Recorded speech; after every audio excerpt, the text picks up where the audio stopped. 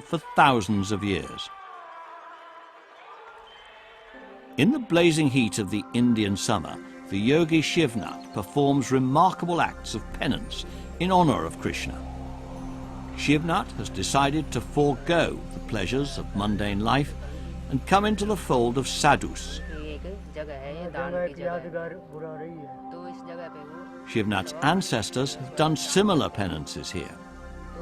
Traditionally, this has always been considered as the place which belonged to one of the heroes of the battle called Karan, as told in the Mahabharata.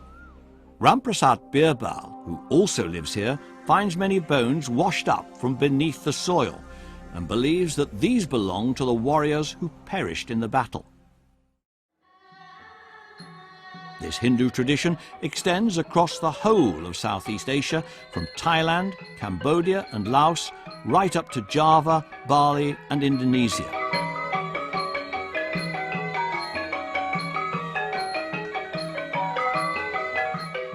Celebration of this living tradition of worship to Krishna is found in the most unlikely places.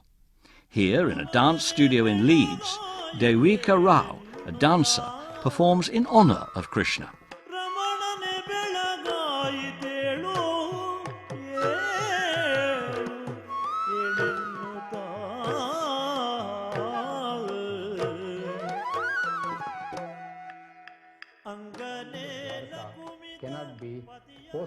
S.R. Rao is India's foremost marine archaeologist.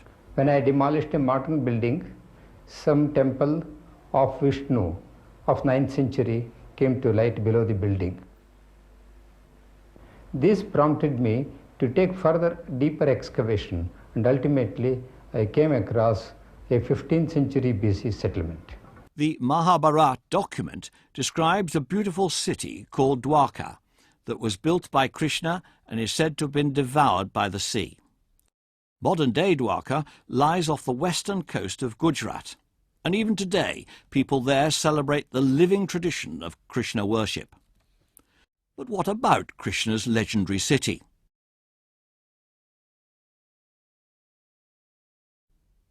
Recently, marine archaeologists from the National Institute of Oceanography discovered an entire city under the western coast of Gujarat near Beit Dwarka.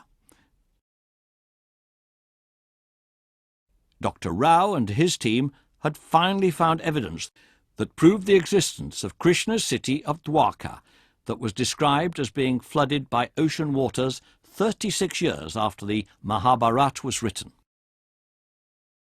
Many artifacts of considerable antiquity were found from the ocean bed. This seal shows a bull, a unicorn and a goat, and provides strong evidence for proof of the story from the Mahabharata, which says that it served as an identity badge for the citizens. Perhaps the most significant evidence supporting Krishna's existence comes from the astronomical references found in the texts of the Mahabharata. There are over 140 of these astronomical references. Dr. Nahari Archer is a professor of physics at the University of Memphis and the world's foremost researcher of the astronomical events described in the Mahabharata text. The Mahabharata war, the date of which is an important milestone in the chronology of India. Traditionally, Indians have believed that the war took place about 3000 BCE. Modern scholars who have a more critical approach to the study of these epics took a different view.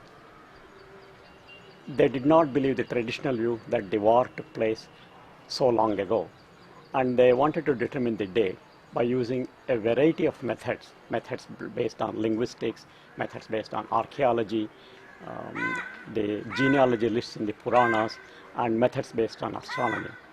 And they came up with a plethora of dates ranging from about 5000 BC all the way up to 500 AD. Professor Archer uses a specially developed computer software program that enables him to view the night sky as it would have appeared at any time in the past. He has painstakingly reproduced the exact night sky for every reference to it in the Mahabharata. Professor Archer again.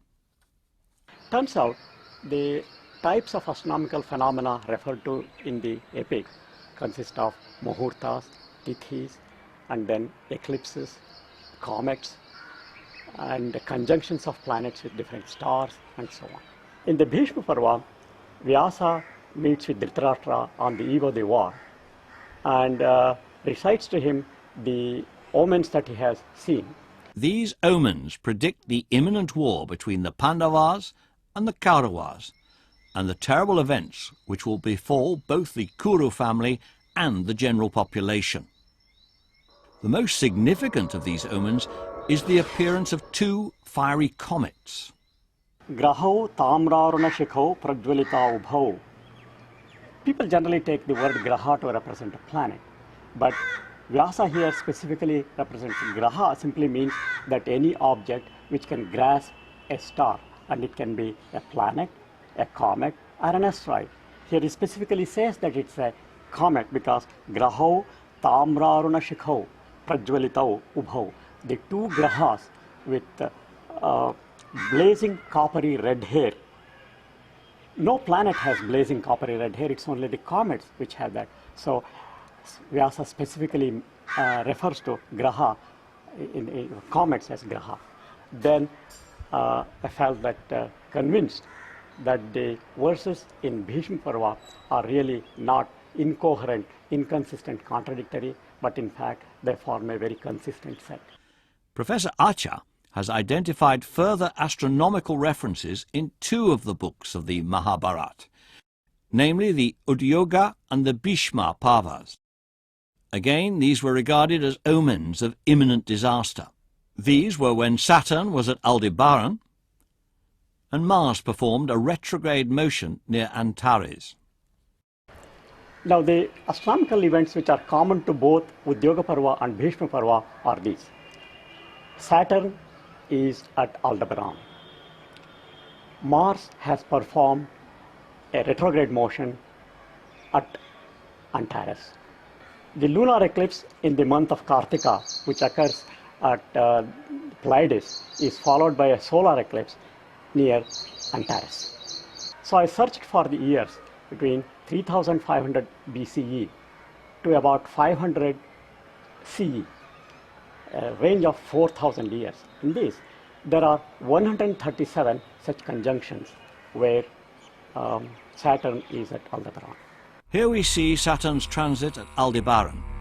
It is an event which is even today considered by Indian astrologers to be associated with great wars and violent events. The last transit of Saturn at Aldebaran was in 2001 AD, the year of ground zero, Saturn's retrogression seemingly predicting the exact month, September. Professor Acha again. And then I searched for those years in which Mars would perform a retrograde motion near Antares. Now Mars does that when about its synodic period, it's about 680 days. So I searched for a period of 2.5 years on either side of each of these 137 dates. And it turns out that this reduces the set of dates from 137 to just 17. And then I looked for those years where there is a lunar eclipse in the month of Kartika, that is near Pleiades. And this reduces the set from 17 to just 2.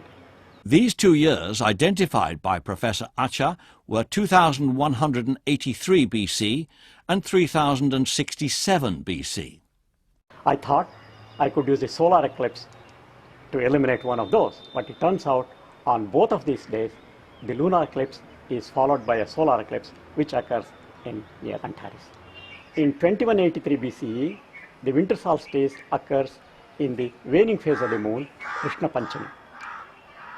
And in 3067 BCE, it occurs in the waxing phase, and we want the waxing phase. So this is one way to eliminate that this 3067 BCE is the year of the war.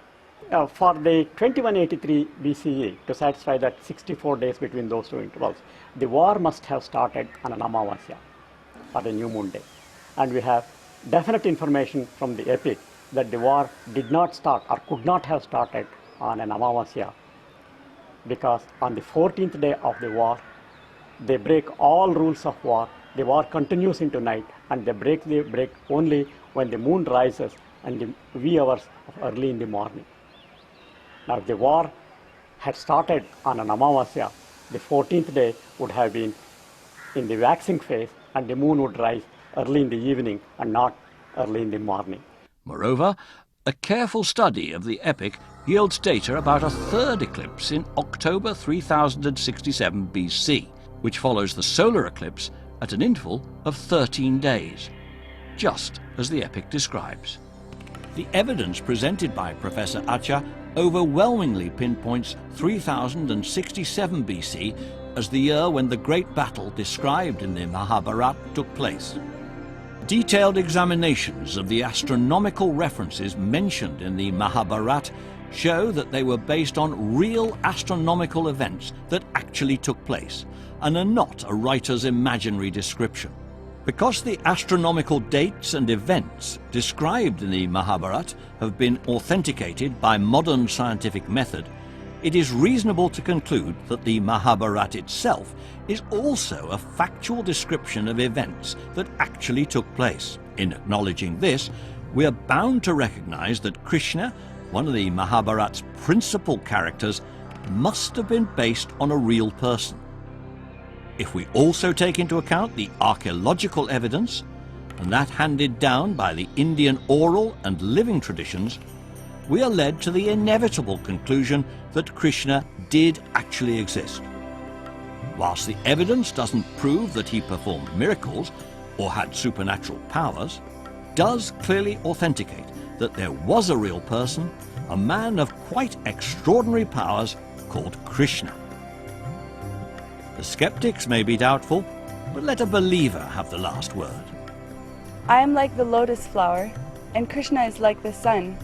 And although there is such a great distance between us, I open simply due to your rays. And without you, how could I even exist?